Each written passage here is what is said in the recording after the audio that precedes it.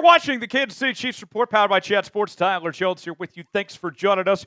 Training camp officially in the books for your Kansas City Chiefs as they wrapped up things in St. Joe today. Had closing time playing in the background at all as they called it for training camp today. We will give you our final winners and losers from Chiefs training camp here on today's show. Before we do, all week long, we are battling our Lions channel in a sub-battle to see who can get the most new subscribers on their respective channels this week. Not only do we want to beat the Lions on the football field, we want to beat them off the football field as well and show why we have the best fans in the National Football League. Sub for dubs. If you want to win this week against Detroit, subscribe now to the Kansas City Chiefs Report. We'll be live for the Chiefs-Lions game coming up on Saturday. We will see you then right here on the Chiefs Report. Subscribe now for free, youtube.com/ChiefsTV.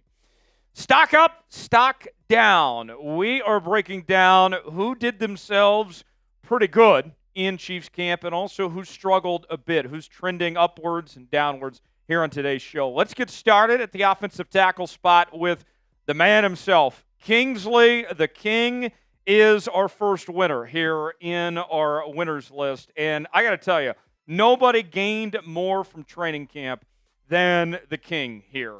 Earning the starting left tackle job as a rookie, a huge accomplishment for him to get this spot for Kansas City, competing with Wanya Morris and Andy Reid. As I've told you guys previously, he's an offensive line guy. He's not just going to hand this out to anybody just because you were the draft pick there in the second round doesn't mean that it's a foregone conclusion. You have to earn everything with Andy Reid, and he's earned that, and he's earned a lot of praise from his head coach, Andy Reid, throughout training camp. Andy Reid said this recently.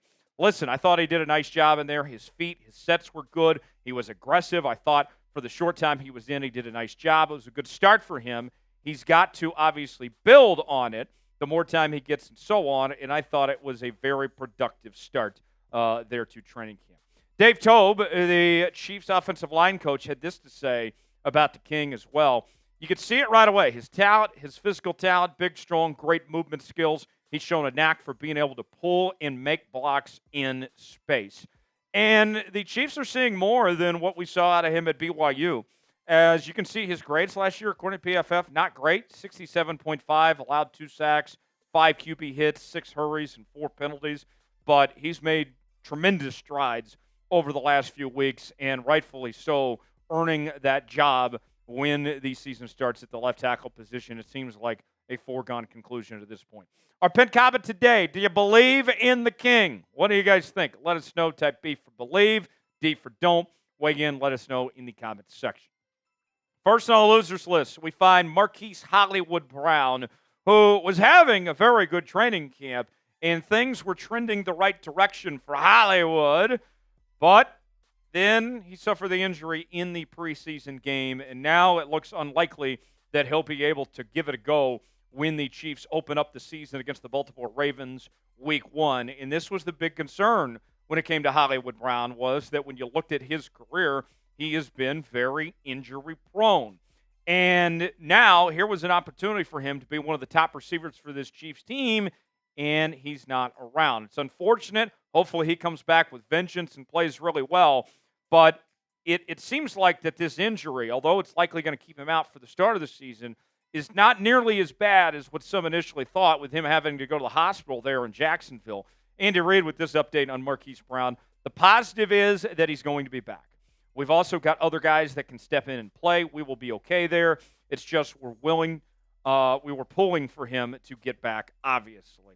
Marquise Brown, the Chiefs are hoping that he gets back to form like he was in Baltimore, playing alongside Lamar Jackson, where he had 91 catches for over 1,000 yards, 6 touchdowns, and 11.1 yards a reception. Next on the winners list, this one's kind of obvious. We had to put him on here. The great one, Patrick Mahomes, makes our winners list, and he was phenomenal throughout training camp. And for me, it's not even all about his play on the football field, but he was so positive throughout the weeks in St. Joe. Every time he took the microphone, he had something good to say about guys on both sides of the ball. He also broke up a fight at one point Patrick Mahomes, not only just an amazing football player, but an incredible leader as well. And he had some praise for his new wide receiver unit featuring Hollywood Brown and Xavier Worthy. He said the following: "It's a great group. They all mesh well together. I'm excited for their future because the sky is the limit." And you look at what Patrick Mahomes did last year, coming off a down year, despite still winning the Super Bowl MVP. The Chiefs are hoping that with this new complement of receivers that we can see Mahomes get back to form of what he was in 2022. And prior to that, there's no reason to think that he can't be, that this could be one of, if not the best seasons of Patrick Mahomes' career. Who is a winner from Chiefs training camp? Who is a name that comes to mind? We've named a couple already. Got more to get to in a moment. Weigh in. Let us know what you think. Back to the losers list. You knew this one was coming. Kadarius Toney is the next name on our losers list. He was banged up throughout pretty much all of training camp in one way or another. And this was a guy that coming into training camp was already on the hot seat trying to earn a spot on the 53-man roster. Remember, last postseason, they sat him despite him being healthy. That it was kind of an addition by subtraction, that the Chiefs felt like they were better without him, despite how weak the Chiefs receiving corps was last year. And so far in training camp, he really just has shown nothing at this point. Andy Reid had this to say on Kadarius Toney of what he's looking for. It's just consistency. It's just a matter of that. With the competition, I tell all of them there's a ton of competition, and you've got to be on your game with that. Toney coming off a year where he had 27 catches for 169 yards, 6 yards per reception and 1 touchdown. And the thing for him that everybody points to is the infamous penalty he had there in that game against the Bills, and that was the highlight, or really the low light of his season last year, kind of defined things for Kadarius Toney. From one wide receiver to another on our winners list, we find Xavier Worthy. Xavier Worthy was outstanding in training camp. And for me, what's so cool about Xavier Worthy is that as much as we talk about the speed, and rightfully so, the speed that he brings to the table with the record-setting time he had in the 40 at the Combine back in March, that 4.21, it's not just about the wheels for Xavier Worthy. He's proven himself over the last few weeks as a very good route runner, his ability to get open in space. I love what I've seen from Xavier Worthy. He's not just another McCole Hardman type. Sorry, McCole. He can be an immediate impact player, and he's going to be asked to be with not knowing the status of Hollywood Brown and Rashee Rice for when the season begins. He's impressed his quarterback, Patrick Mahomes, too. Mahomes said the following: "He does a great job. He's fast, but it's almost like he can run fast, but he can run with pace fast. He's able to track the ball really well. He runs a lot of great routes, and he's going to get as physical as any camp here. He's doing a great job trying to fight off press as best as he can, getting through there, making plays happen." The big thing for Xavier Worthy that will be the thing to watch is the careless drops. That was an issue at UT with 5 drops in situations that were inexcusable. If he takes care of that, he's going to be in really good shape here in KC. Speaking of Xavier Worthy, his jerseys are on sale now. You can get yours today at chatsports.com/worthy. We have the home jerseys, the road jerseys, men's and women's options, all sorts of different shapes and sizes, and free shipping available. Go see for yourself. chatsports.com/worthy. The link is in the comments and description of today's video. Get yours today. Last on our losers list, we find Lucas Niang at the offensive tackle position.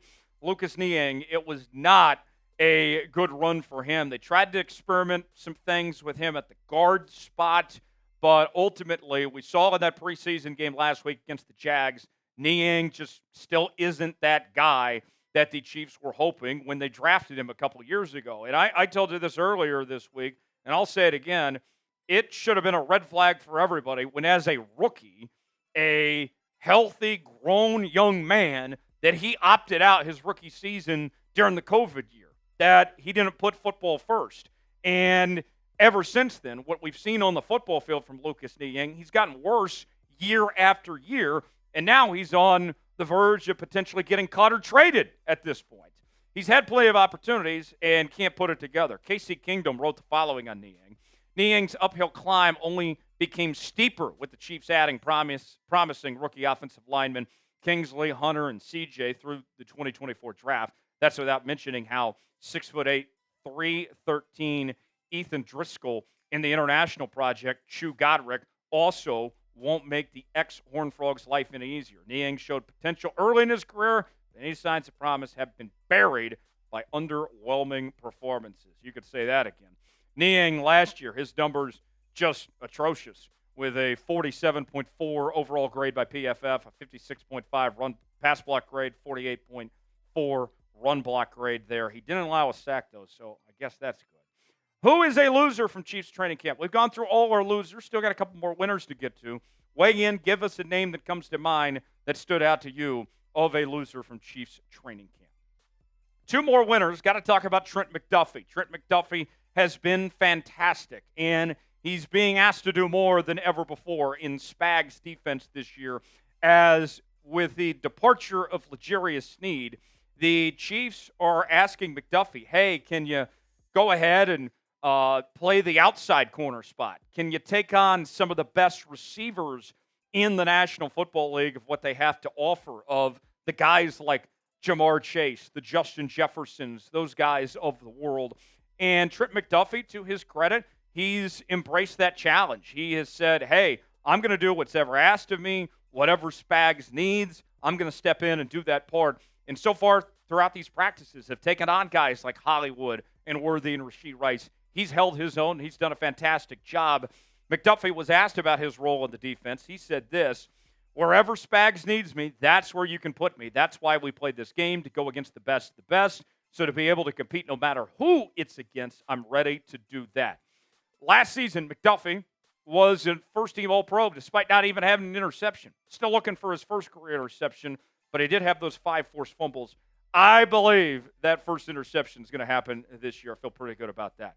Last on our winners list, we find King Felix making the list. The former K-State Wildcat and first-round pick had a, I would say, kind of disappointing rookie season last year for Kansas City. Didn't do much, and actually didn't do much in the first preseason game against the Jags the other night. But even with that said, he has looked fantastic throughout camp. He's shown significant progress, that he is worthy of a bigger role within this edge rusher rotation for the Kansas City Chiefs that he should play a big part of. And he's impressed his D-line coach, Joe Cullen. Cullen said the following on King Felix. First of all, he's in great physical shape compared to a year ago. He was injured with a hamstring in his wrist. Didn't have much practice time during the offseason until training camp. And just mentally, I mean, he knows the playbook. He's playing faster. I was really pleased. He did some really good things in the game against 2 of their better tackles in the pass rush, and he's continuing to develop and get better there from King Felix. You can see last year the numbers not too flashy. 14 tackles in 14 games played, 2 tackles for loss, half a sack, 1 forced fumble, and 7 QB hits. In a perfect world, the Chiefs would like to see him take that next step up like George Karlaftis did in his second season last year. But it's going to be very competitive in that rotation to see if ultimately he can do that or not. But at least he's taking some huge step forwards. Now we need to see it in live game action. Need to see it in these preseason games. Need to see it in the regular season. That's the next step for him. If he can do those things, he'll be in great shape. Thanks for joining us here on the Chiefs Report. Training camp may be over, but we're not going anywhere here on the Chiefs Report. We're going to continue to bring you daily news and rumors. We'll have our live shows every week. We'll also have our watch party coming up on Saturday, so stay tuned for that. I'm Tyler Jones. Thanks for joining us. Subscribe now for free, youtube.com/ChiefsTV, and we'll see you next time.